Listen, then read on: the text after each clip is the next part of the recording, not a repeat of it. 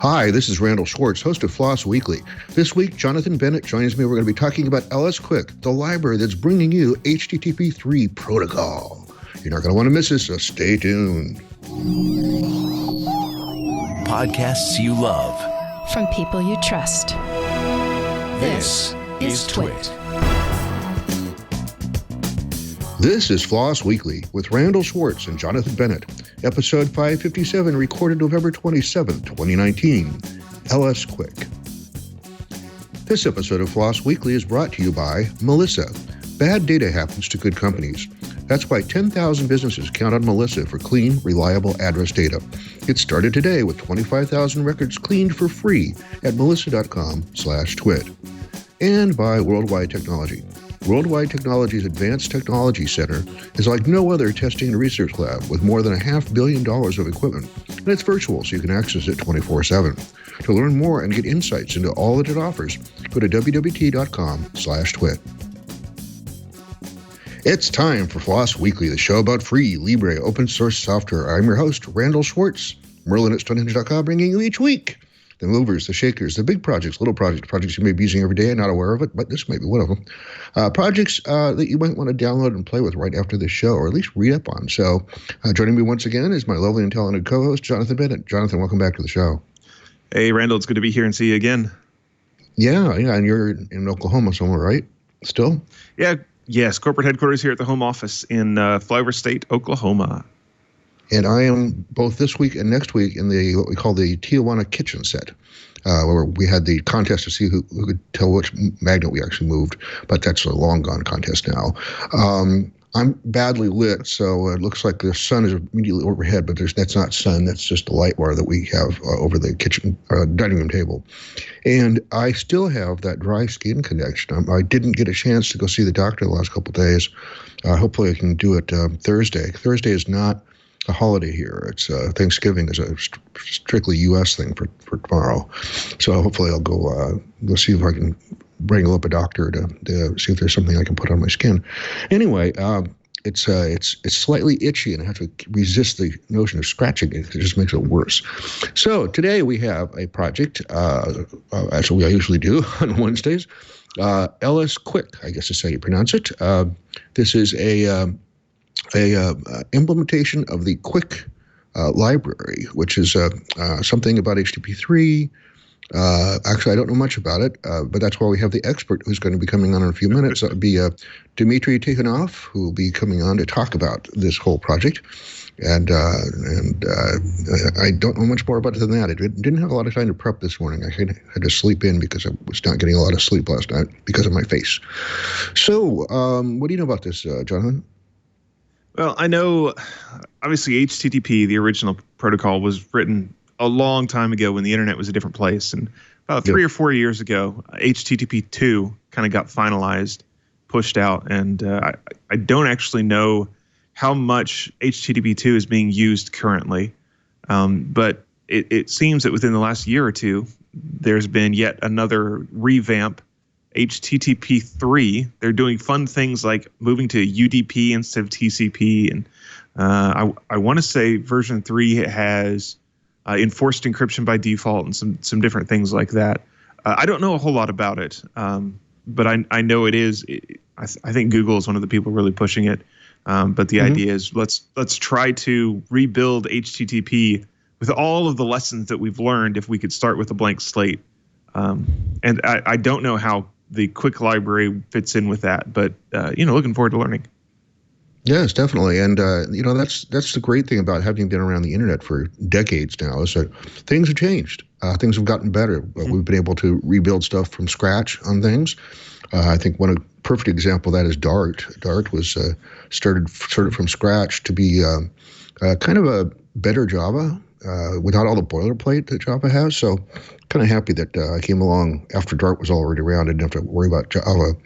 I never wanted to pollute my brain with all that Java stuff. It's just, I see too many people going crazy with that stuff. Well, we're going to bring on our guest in just a moment. But before we do that, I have an important message, because this episode of FLOSS Weekly is brought to you by the leader in address verification, Melissa. Every address is covered from Adelaide, Australia to Zipacana, Colombia, and everywhere else in between. We all know there's nothing good about bad data. It costs money, hurts sales, and decreases customer satisfaction. If bad addresses, duplicate records, and bouncing emails are hurting your business, isn't it time to come clean with Melissa? Delta Faucet, Z1 Motorsports, and Car2Go use Melissa. You should too.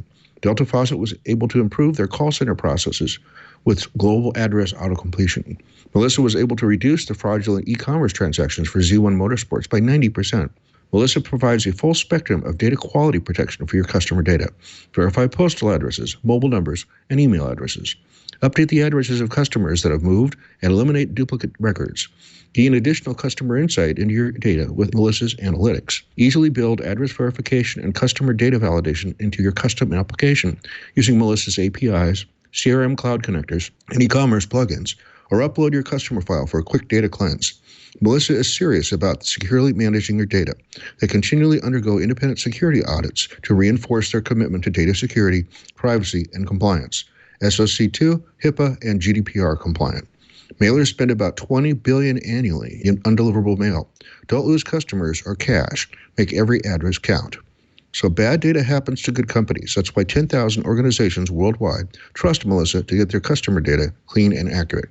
Get started today with 25,000 records clean for free at melissa.com/twit.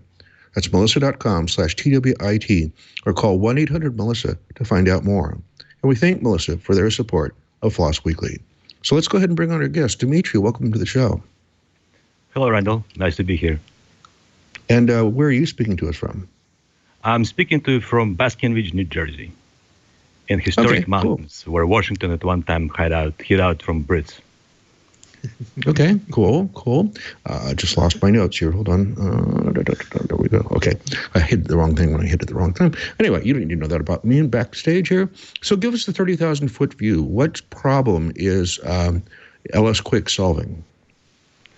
Well, it is a library that can be embedded in your server, not necessarily web server, to implement quick transfer protocol and HTTP3 application protocol. HTTP3 is currently being standardized by the IATF and hopefully will become a standard sometime next year. So right now, most browsers use HTTP1 or HTTP2, but soon enough, it will be HTTP3. Okay, cool. So how did this come about? Why do we need version 3 of the protocol? Well, the version 3 is required because IETF decided that it cannot let Google have all the fun. Google was playing with the Google QUIC, used to be called just QUIC, and they started back in 2012. And because they control both the server and the client side, they have the Chrome browser, which is the dominant browser out in the market, and their own servers, YouTube, Google Search, and so on. They were running experiments with this new protocol based on UDP. And originally, QUIC was just the protocol to deliver HTTP over the web. So it was like HTTP2-ish or speedy-ish protocol over QUIC. And this library is we first started working on it in 2016 to add support for Google QUIC to our products. And we open sourced it in 2017, the client part, and then we open sourced the whole thing last year. And what's your relationship with the LSQuic project? I'm one of the main developers. Okay, and is this something I could just drop into a server?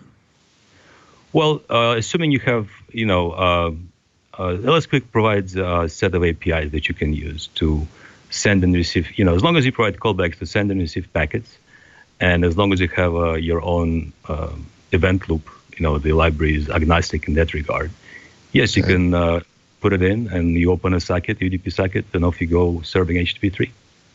And for decades, HTTP has been TCP. Why the switch to UDP? Google always tries to make web experience faster for the users, and TCP has some issues. There are so-called head-of-line blocking problems that HTTP2 tried to solve, but it sort of, in some regards, it made it even worse. So basing protocol on UDP works around those problems. So now the streams are no longer multiplexed in a single TCP stream, and thus become independent, and that improves performance in a lot of cases. Dmitri, I want to jump in because I'm real curious. Tell me about the naming of all of this. So we've got Speedy, which, if I understand correctly, is the same thing as HTTP2. We've got QUIC, which is HTTP3, and then the library we're talking about today is LSQuic. What's up with the naming? This seems very strange. All right, so Speedy is Google's precursor to HTTP2. HTTP2 was also sort of taken from Google's hands by IETF. IETF took Speedy and named it HTTP2, made some changes, and released it in 2015. Then, about the same time, Google has already started playing with QUIC, which used to stand for Quick UDP Internet Connections. That was used as sort of the next iteration of web protocol, or next iteration of HTTP. Then in 2016, IETF also said, you know what, we're going to take this over because you can have all the fun. And they named their version IETF QUIC. At some point, IETF QUIC became QUIC, and QUIC became Google QUIC. So now what we used to be called QUIC is called GQuic. And current QUIC is the transport protocol. And the application protocol on top of it is HTTP3. So when we talk about HTTP3 is the application protocol, and QUIC is a general purpose protocol for the internet on top of UDP. And LSQuic is just our own claim to fame. LS stands for LiteSpeed, and QUIC is the QUIC. And if you look at other implementations of QUIC, you'll see that everybody calls their implementations with some QUIC in the middle. MS QUIC is Microsoft QUIC. There's Quickly, there's Kish. Actually, there are two library names, Kish, and so on. And so, what is LiteSpeed? I've worked with a LiteSpeed program, but that was management for a parts dealer that were working on motorcycles. I don't think this is the same LiteSpeed, is it? No, we're not the same LiteSpeed. We're a company, privately owned company in New Jersey. We make web server software and we license it. And most of our software we also offer, we also open source it. And right now we are, I want to say, 5th in market share on as far as web servers are concerned, and our goal is to be number 1. Oh, wow. So I'm humored by the fact that HTTP 1 and 1.1 was just absolutely the standard and the only game in town for 30 years, if not longer, something like that. And then we had HTTP 2 come along, and 3 years later, we're already talking about HTTP 3. It seems like we're iterating much faster. Should we expect HTTP 4 anytime soon? Yes, that joke has already been made a couple of times. Certainly, the move to HTTP 3 has been controversial. As a matter of fact, the naming HTTP 3 protocol became HTTP 3 1 year ago, maybe 11 months ago, during one of the IETF meetings. Because before it used to be called HTTP over QUIC, which is sort of not very easy to pronounce. But, HTTP over QUIC is the next version. It's not quite HTTP 2. It has its own quirks simply due to the way of the transport that it uses. It can do more things, at least in theory. We'll see how it works out in practice. So yeah, it is the next version of HTTP. So there's no, IETF decided that there's no way around it. This is just HTTP 3. And hopefully we can stay away from HTTP 4 for a while. So it uses UDP as a transport protocol. One of the things that I've found is a lot of these big corporate networks and public networks at big places, they'll pretty much block all UDP across the board. In fact, they'll even put in a transparent proxying DNS server. Is that something that the community and that you guys have found, that trying to push HTTP over UDP is a problem in some of these places? Yes, absolutely. According to Google research and some other folks, about 3% of all QUIC connections fail simply because UDP packets do not make it across. So the way that browsers do it is when browser connects to a web server, it will use both TCP and QUIC connections and race them and see if QUIC works. And if it doesn't, fall back to TCP, meaning HTTP 2. So yes, sometimes not just they drop it, sometimes there's UDP throttling. So you can be sending a few kilobytes quickly, and then it just starts limiting you to a few packets per second. There are issues with UDP, but yet UDP is the best we've got. Mm-hmm. And I suppose this isn't you don't have to go all in on QUIC. You don't have to go all in on HTTP 3 or probably even 2. Most of these implementations, I would assume, have the ability to fall back to HTTP 1.1 for connecting to servers, don't they? Yes, they do. Certainly all the browsers. And a lot of servers support both HTTP 1 and HTTP 2. And now some servers like LiteSpeed supports all three. So then let's talk about LSQuic itself. Is this just server side, or does it also implement the ability to do client side?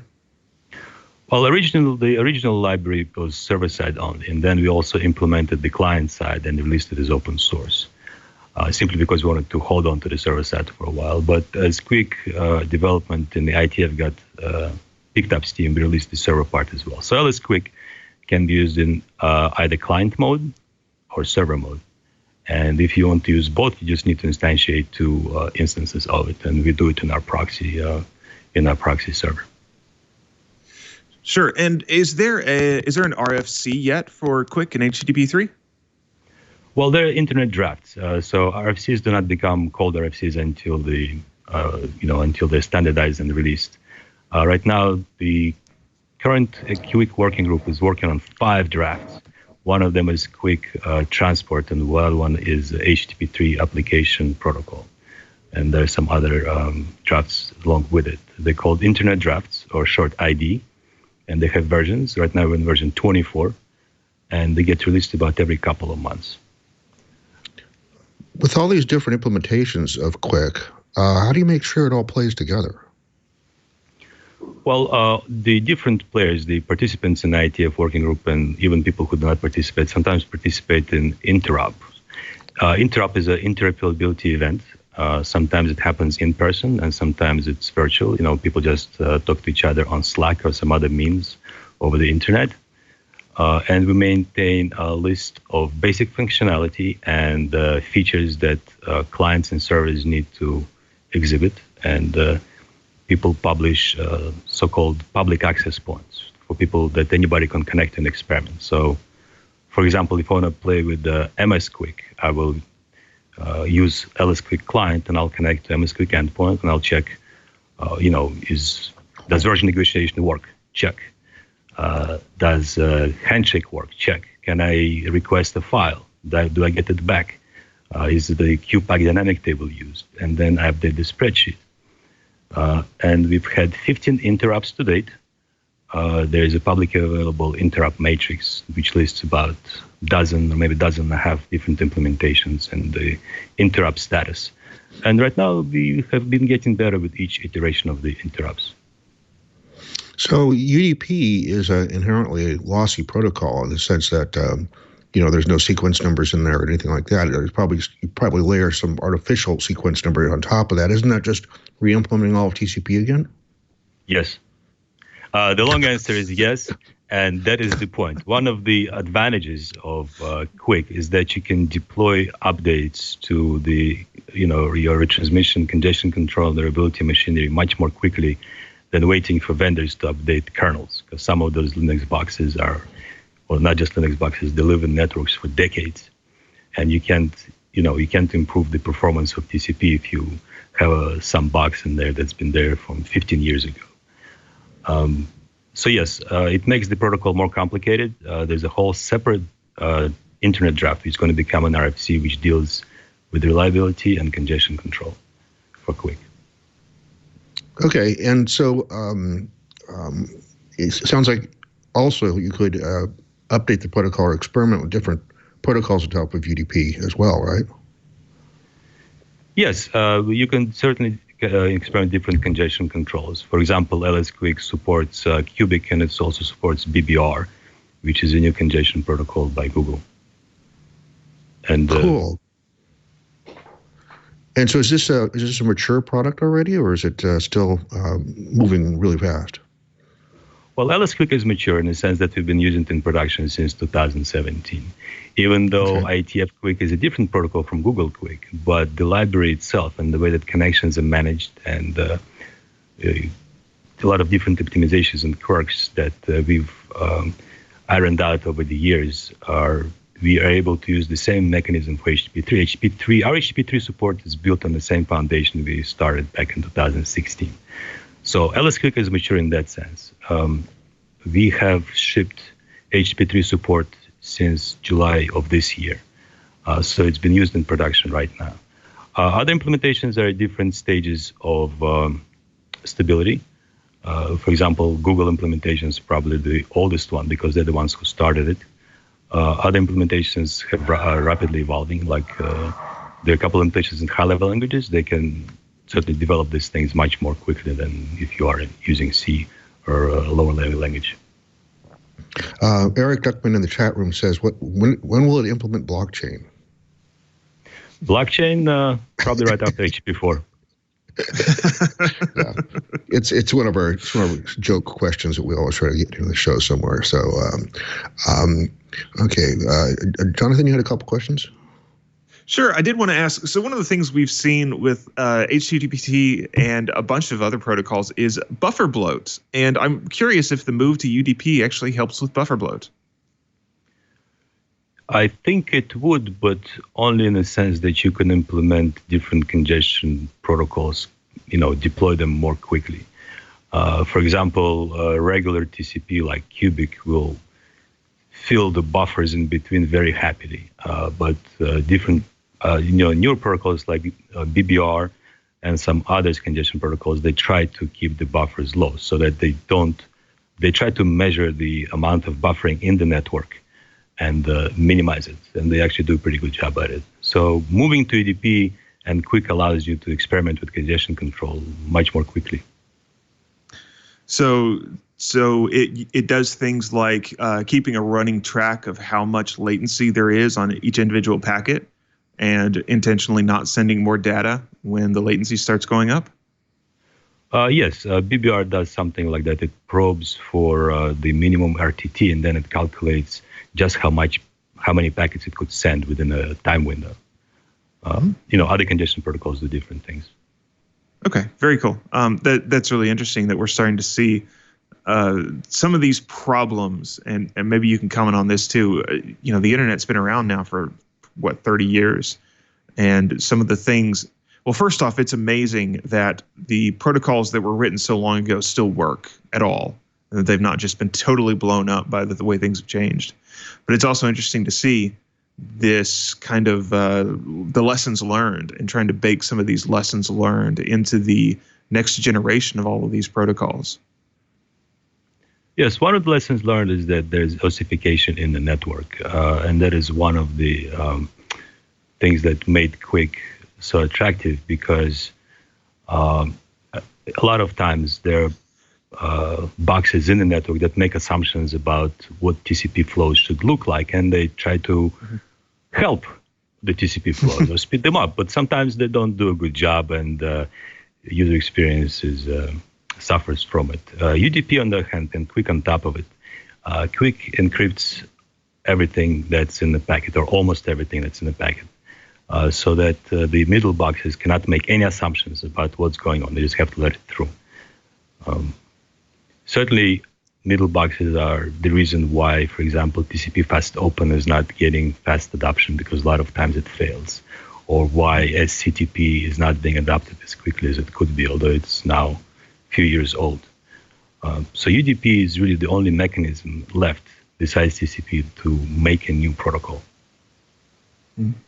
I do want to pull on that thread a little bit more, but we do have a question from the chat room. Jen Pinkley says, does an end user see any difference? So I think we're imagining the scenario where you're using a browser that supports QUIC and you're connecting to a website or a service that supports QUIC.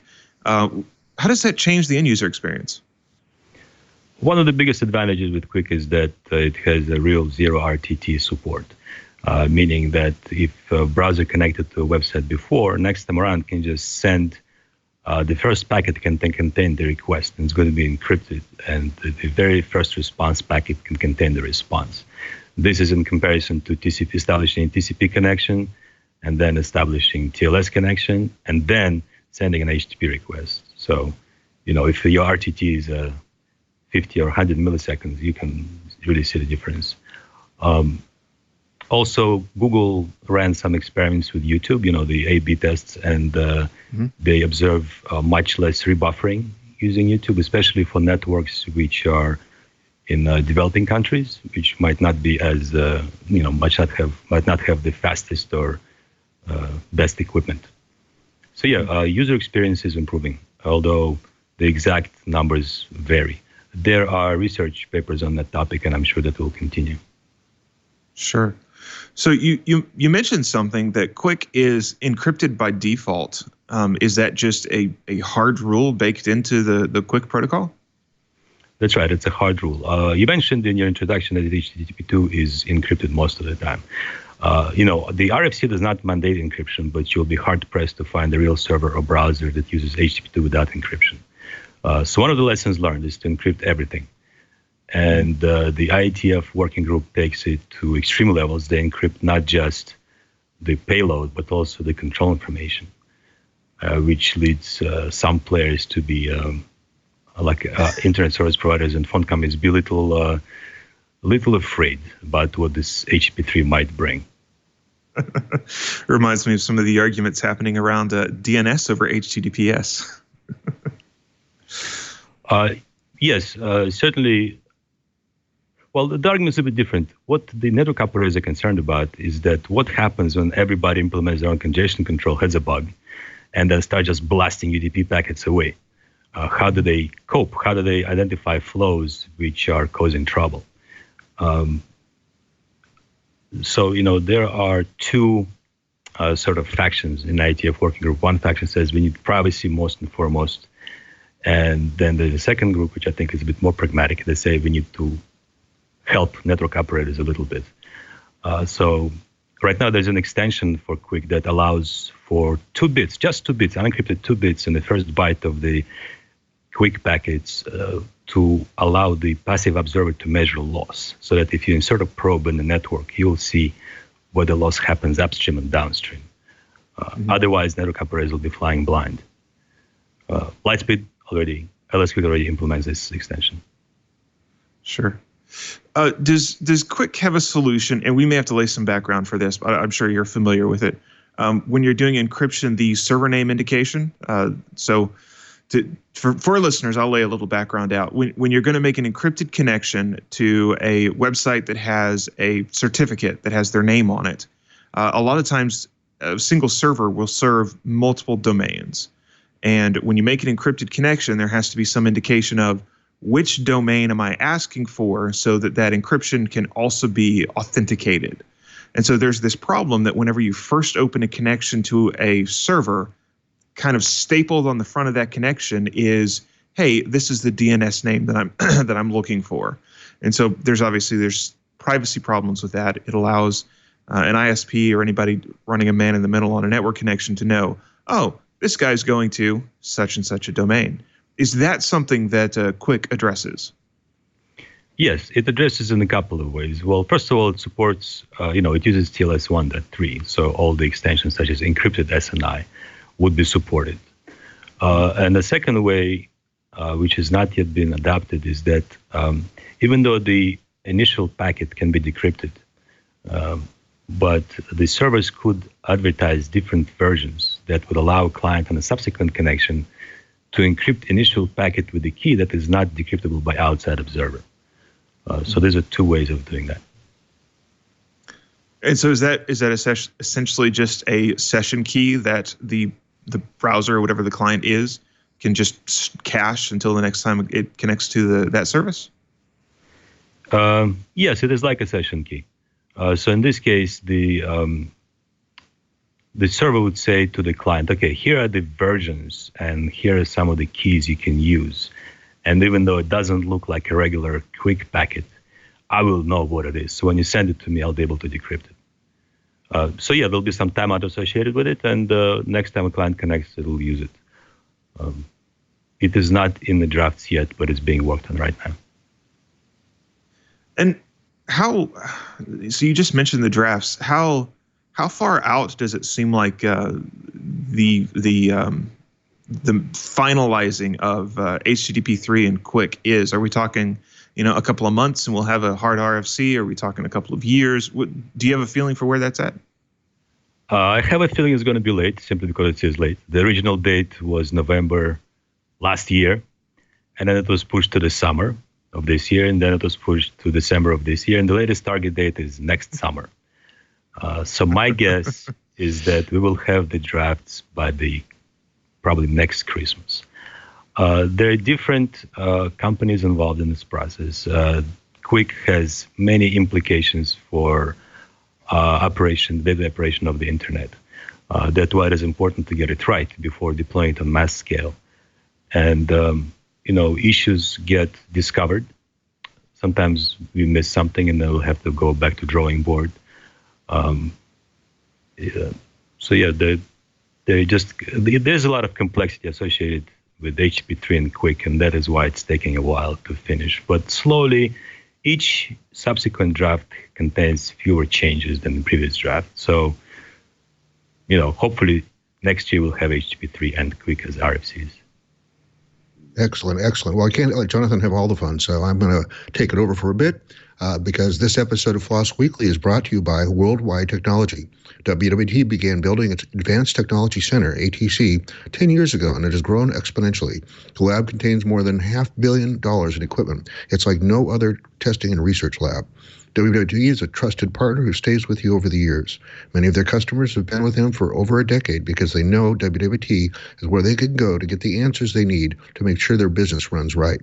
Their ATC is an incubator for IT innovation, hundreds of on-demand and schedulable labs representing the newest advances in multi-cloud architecture, security, networking, primary and secondary storage, data analytics, and AI, DevOps, and so much more. Learn about products before you launch. WWT engineers use these environments to quickly spin up proofs of concept and pilots using the sandbox so customers can confidently select the best solutions. In many cases, this reduces concept time from months to weeks, which increases speed to market. They offer lab as a service, a dedicated lab space within the ATC. Here, customers can perform programmatic testing using the vast technology ecosystem that WWT has already built. It's virtual, so you can take full advantage of ATC's unique benefits anywhere in the world, 24/7. WWT engineers work in these labs every day, beta testing new equipment and building reference architectures and custom integrations to help their customers make decisions and see results faster and with much less investment. WWT has launched its new digital platform encompassing the ATC ecosystem. This ecosystem creates a multiplier effect of knowledge, speed, and agility anytime, anywhere around the world for its customers. Get access to articles, case studies, hands-on labs, and other tools that make the difference in today's fast-paced world. To learn more about worldwide technology and join the ATC ecosystem, go to wwt.com/twit and create an account today. WWT simplifies the complex. That's wwt.com/TWIT. WWT, delivering business and technology outcomes around the world. And we thank WWT for their sponsorship of FLOSS Weekly. And so I was curious, we're talking a lot about servers and clients. Is there anything in the mobile space for HTTP 3 yet? I believe so. Certainly, mobile client could use HTTP 3. I think Google has been experimenting with QUIC and HTTP 3 in their mobile applications for some time. I know that Facebook has been Facebook deployed QUIC in their Facebook application. They're probably using HTTP 3 now. So HTTP 3 and QUIC is certainly very, it could be used for mobile app. I don't see why not. Okay. I didn't see anything in the Apple Store though. Nothing in there. Maybe it just doesn't have QUIC in the description. I looked for both HTTP 3 and QUIC and didn't see either one of those. So maybe it's the kind of restriction. I know that Apple is very picky about the underlying engine for all of the web browsers. It turns out that even though you have Chrome on your iPhone, it's actually still using the WebKit that's used in the Safari application, which is pretty weird. They just don't let other applications on there. So So what's in the future? Where are the sticking points at this point? It sounds like everything's in progress, but at what point has anything blocked yet that we've been looking at? You mean in the process of IETF with HTTP 3? Yeah. Right now all of the drafts are in the late stage processing, meaning that you can't just go ahead. Even the editors cannot go ahead and make changes. We're trying to settle everything down. There is a backlog of issues that we have to go through and address. So I wouldn't say they're major sticking points. It's just that things get discovered as people implement them.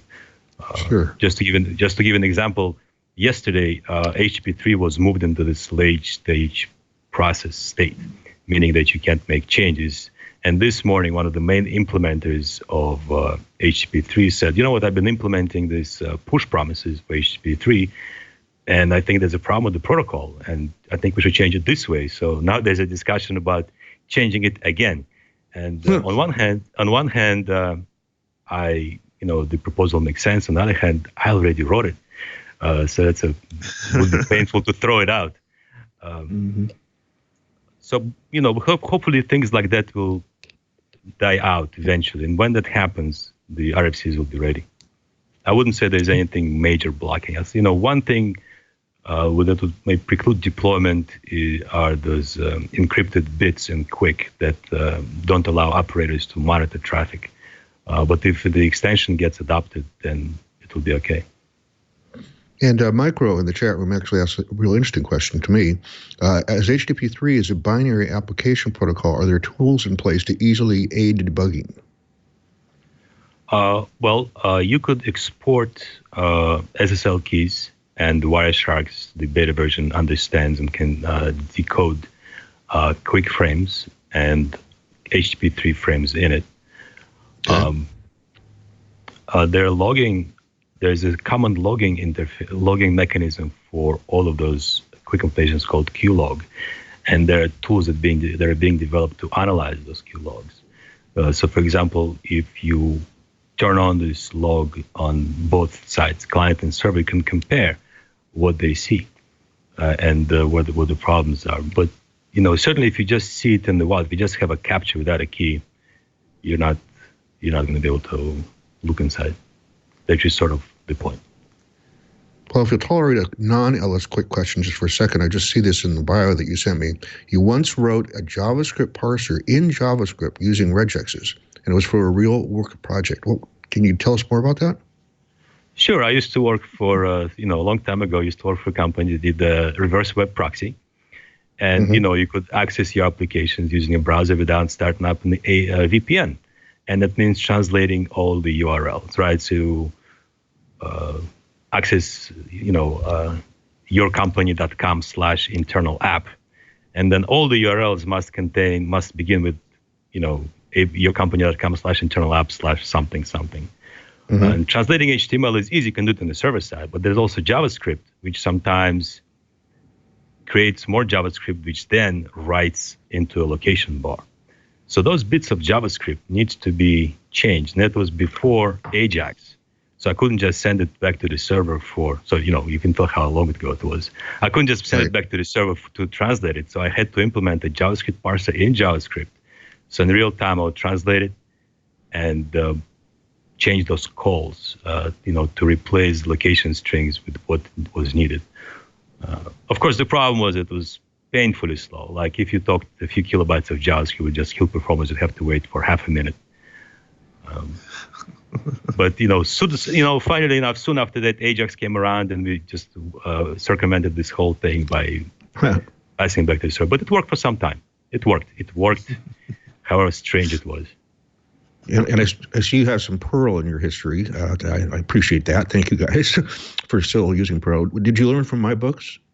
Yes, I did. And I was going to say, Randal, how thrilled I am to be here. I remember having the second edition of Programming Perl by my bed and reading it on the subway, and I'm just a broke student. And look, here I am like a grown-up speaking with it. It's just great. Perl is my true first love. Well, I think you'll appreciate, given that you wrote the JavaScript parser in JavaScript that I wrote, and I think it's on the ProMux somewhere.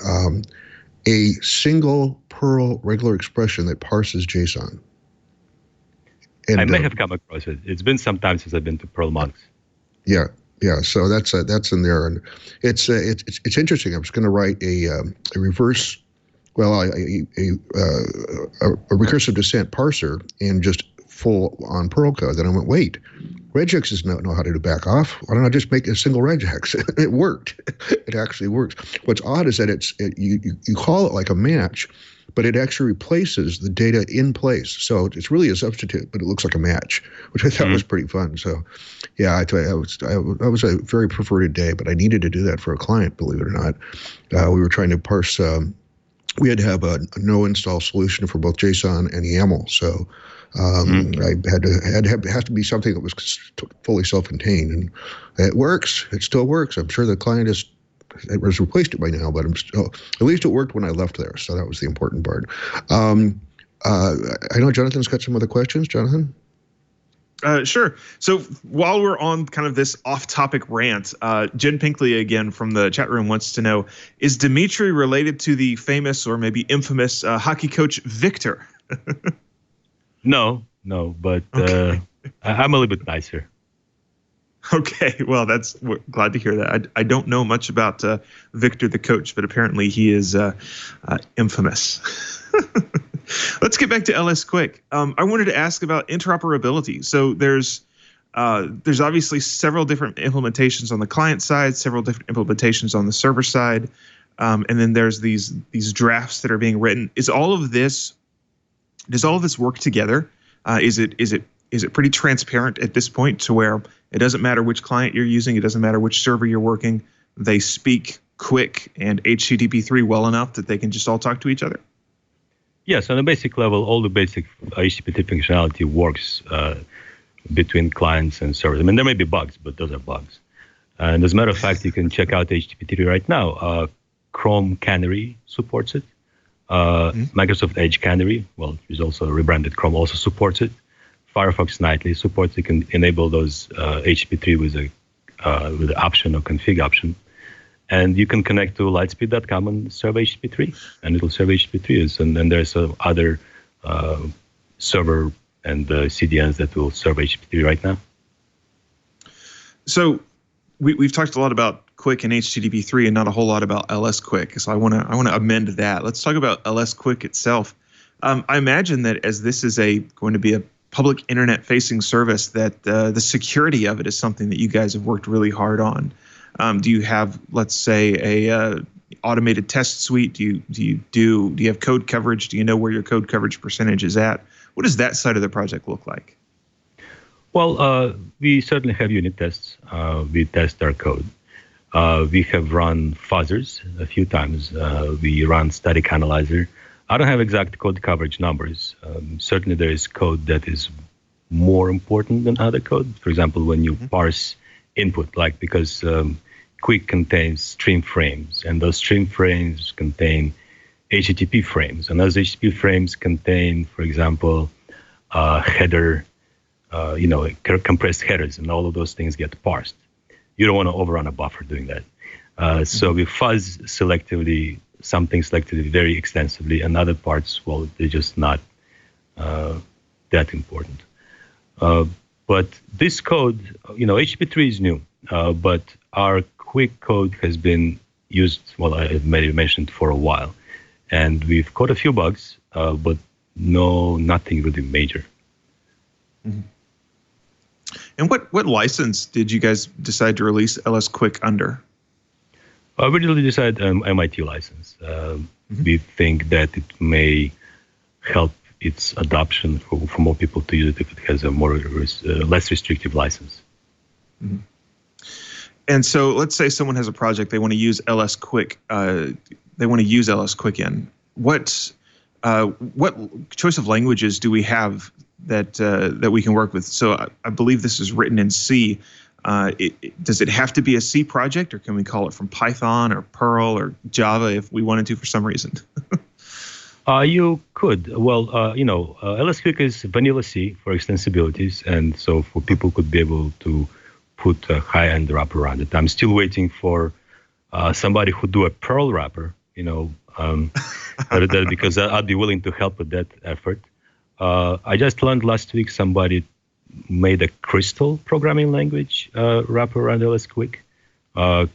Crystal is a new programming language based on Ruby, or just started as Ruby-like. So that's pretty cool. I don't see why you couldn't take Python or Perl or another language and use the FFI to call functions. As long as you have a socket and an event loop and a means to run this event loop and a way to call those functions, you should be able to use LSQuic. Sure. Do you have kind of an idea of how many projects there are out there now that are making use of LSQuic? No. Well, certainly we use it. We have our own open source web server, OpenLiteSpeed, and we have our enterprise version of the web server and the proxy. There's Crystal wrapper I just talked about. In the last couple of years, people have downloaded and cloned this LSQuic from GitHub, and lately I've been looking. People do about 100 clones every week. So people download it. What they do with it, I'm not sure. Judging by some of the bugs that come in, some people use it for research, like graduate students, for example, download LSQuic to try and do some measurements for a QUIC protocol in the wild. Another person ported the whole thing to Windows, which is very cool and very nice of him, but I don't know what he's using it for. So if I had to guess, I would say maybe half a dozen people use it, but if it works, they probably won't report, hey, it works. They just clone it and use it. Yes, it's one of the challenges of open source software. You only hear about it from people when it's broken. Yeah, when it breaks, we hear. So one of the questions I like to ask, and based on this, I'm not sure if you'll really be able to answer it, but is there a strange use case or just something bizarre or unusual that you've seen somebody use LSQuic for? No, I don't think I've seen anybody do strange things. Okay. I mean, I'd like to. I'd like to. If anybody learns about strange uses for LSQuic, I'd be very happy to hear about it. It's always one of the unusual and fun things about open source, but I guess software in general is the ability for random people to come up with things that you never ever anticipated and make it work is just an endless source of entertainment if you get to hear about it. Sure. I mean, I could think of a couple of nefarious things you could use LSQuic for, but I won't discuss them.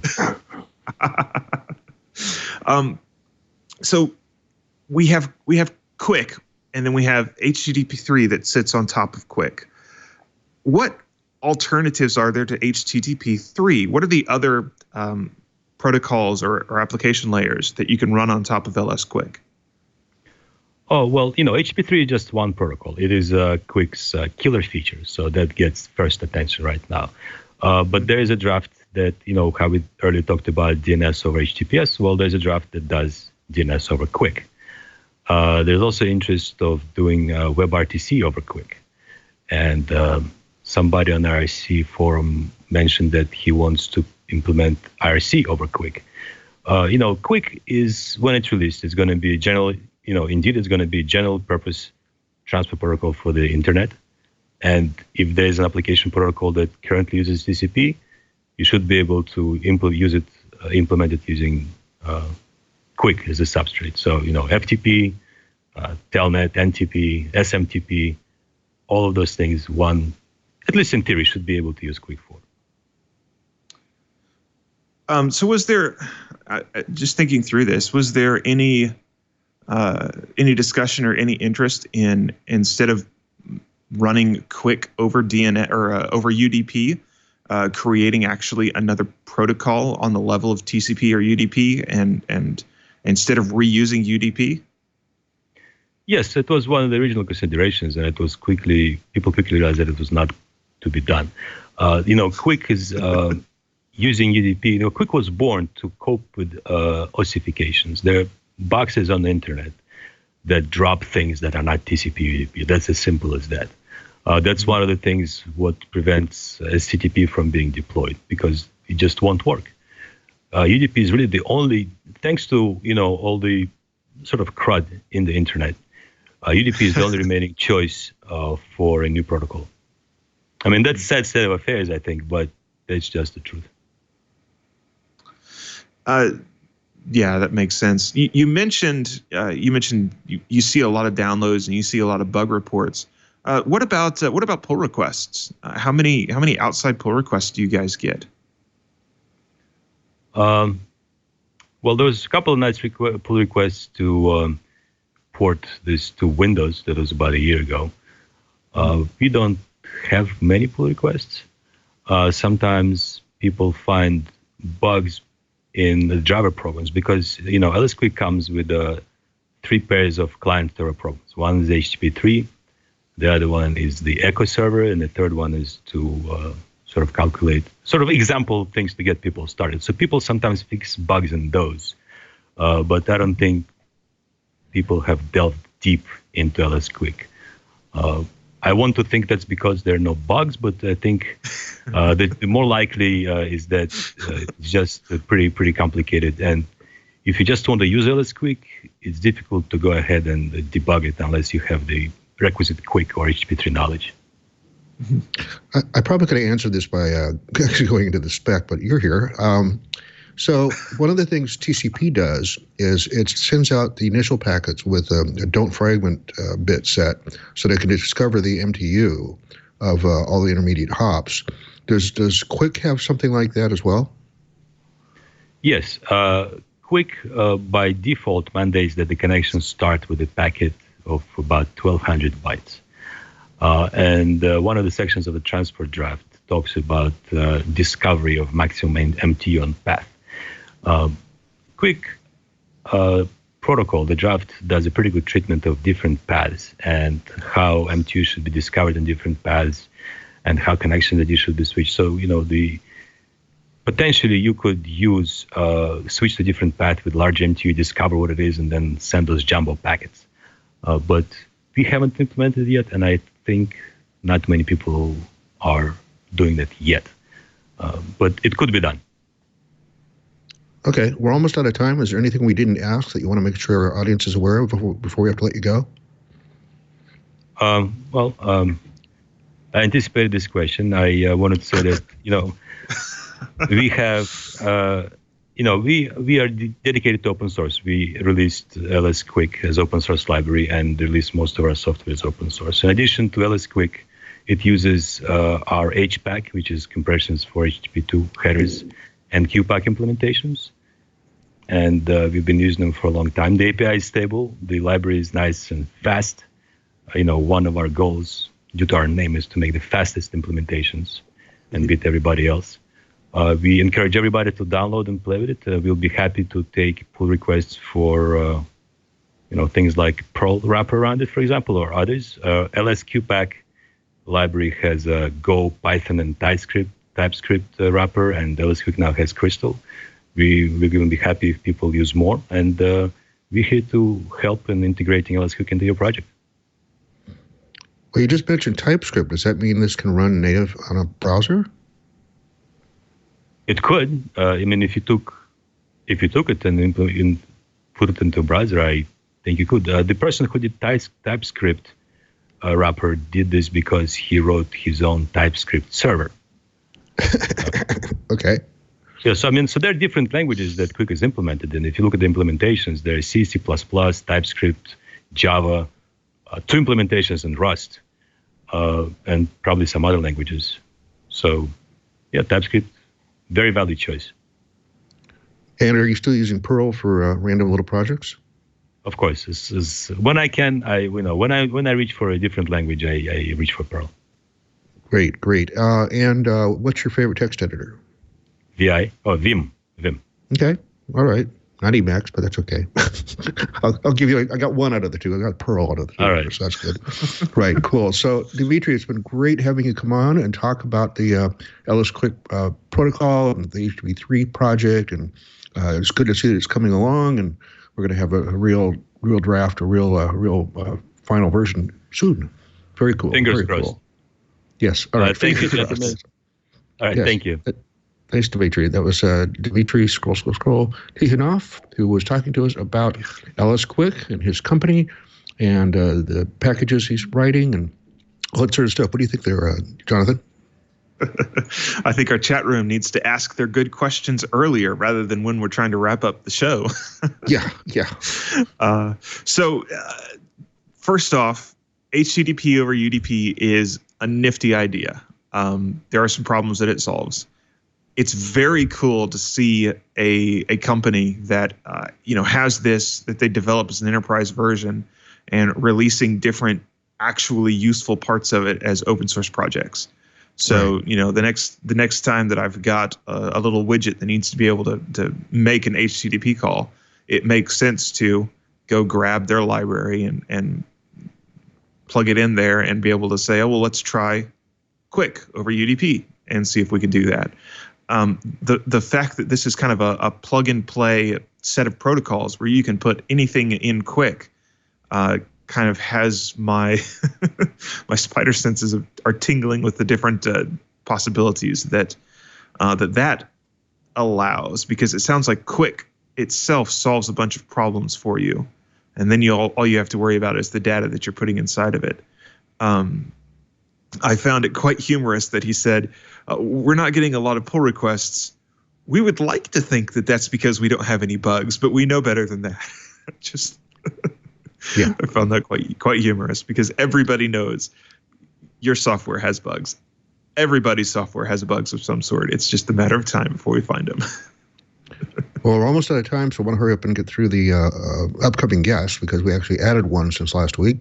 We've got next week is XWiki, which is the first generation wikis are used to collaborate on content. Second generation wikis are like structured or application wikis, can be used to create collaborative web applications using the wiki paradigm and editing wiki pages. XWiki can be used as either a first generation wiki or a second generation web.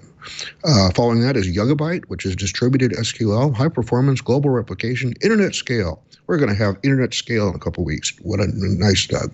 Okay, Holostream, I got that wrong again, is virtual tabletop software. So you don't have to go to your friend's house to spend many hours playing role-playing games. It helps you to manage your tabletop role-playing games with remote friends and players. It provides many features to share maps, pictures. It also includes tools to communicate with your friends and players. I guess those are the same thing, but it's listed twice. Titan makes it easy to run your favorite database in a Docker container on your laptop, but with the power of versioning the underlying data. Ooh, that could be cool. Kong is coming back on. They were on about a year ago, I think, maybe a year and a half ago. It's a next-generation API platform for multi-cloud and hybrid organizations. You can connect all your microservices and APIs with the industry's most performant, scalable, and flexible API platform. Then just added last week, maybe it was 2 weeks ago, an apprentice program, which is getting more women into tech, which I always applaud. We're definitely still male-dominated industry, so that'll be great. Open Mainframe is the mainframe has evolved to become the most secure and trusted hardware platform on the planet. Open source software has been rejuvenated the mainframe as a viable consolidation platform that both saves on licensing costs and enables technologies such as virtualization, cloud, containerization, and cryptography. That's going to be a buzzword-heavy show, I can already tell. Just added to the schedule, I don't know much about this, except I did pull quote off of their website. Weaviate, open source knowledge graph. So Weaviate is a GraphQL RESTful API-based knowledge graph with a built-in semantic model called the contextionary. Ooh, that's going to be another buzzword-heavy show. I can already imagine. You can find out about all these and more at twitch.tv/FLOSS. That's the homepage for this show. As soon as it's published, it goes up on that page, which is usually about 2 or 3 hours after we wrap up here with our live show. If you have any other suggestions, please tell the project leader or the community coordinator to email me, merlin@stonehenge.com. My address is on that page. You don't need to write it down. It'll be right there. We have a live stream at 9:30 a.m. Pacific time on Wednesdays, which is when we typically tape the show. That's at live.twit.tv. We took a number of questions from there, actually, which was pretty fun, including our traditional blockchain question. Always going to get that in there one. You can follow us at FLOSS Weekly on Twitter. You can follow me at Merlin on Twitter. You can also join us at the twit.community. Yes, that's the URL, twit.community forum. And there is a special dedicated section for FLOSS Weekly there. There's a posting that gets made as soon as it gets published to the CDN. And I monitor that from time to time to see what's going on there. Not very lively conversations there yet, but I'm sure if I just keep telling everybody enough times, people will start showing up there. So it sort of replaces the whole Google Plus community that we had. So just a reminder, we'll have no show either Christmas or New Year's, because both of those Wednesdays are holidays. So that's great. I actually get 2 weeks off this year instead of only one. It's often just one. So 2 weeks off this year for me. I want to wish, I saw this in my Facebook feed this morning, happy birthday to our friend Aaron. Aaron Newcomb is having his birthday today. I have no idea how old he is, but he's a year older now. That's all we need to know about that. Jonathan, you want to plug? Sure. I'll mention my security article over at Hackaday. So specifically, last week's article, I don't know if you guys are aware of it, the WhatsApp bug with MP4 files. It was mentioned on Facebook that it was fixed, because obviously Facebook owns WhatsApp now. They mentioned that they fixed it, didn't give any details. Well, a group of researchers released an MP4 proof of concept that took advantage of that bug and then was fixed by it.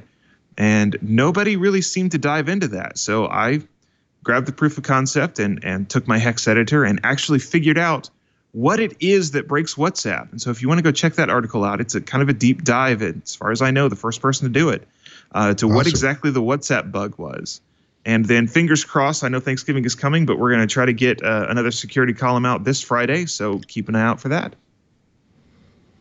Cool. That sounds like you have fun with that column there. That sounds like a good thing. Well, I managed to survive all the way to the end of this show without my face getting back on fire, so that's nice. It's still a little bit tweaky, but and hopefully I'm going to be able to go get something tomorrow at the drugstore that might help calm my face down, so I'll get better sleep for the next week. I'll be right back here next Wednesday again, the kitchen set in Tijuana, and then I'm flying home Thursday. And I think that's the 2 week gap. I can't remember. No, it isn't. We got another couple shows in there first. Okay. Anyway, Jonathan, thanks for helping me out once again and stepping forward and sharing your knowledge with the rest of us and asking very apropos questions. Sure. It's always my pleasure to be here. I enjoy it. Great. I was going to say, that's Jonathan Bennett, but no, we introduced you at the beginning of the show. Oh, they let anybody do this. All right. My slight lack of sleep is kicking in now. Okay. Anyway, hey, we'll see you all again next week on FLOSS Weekly.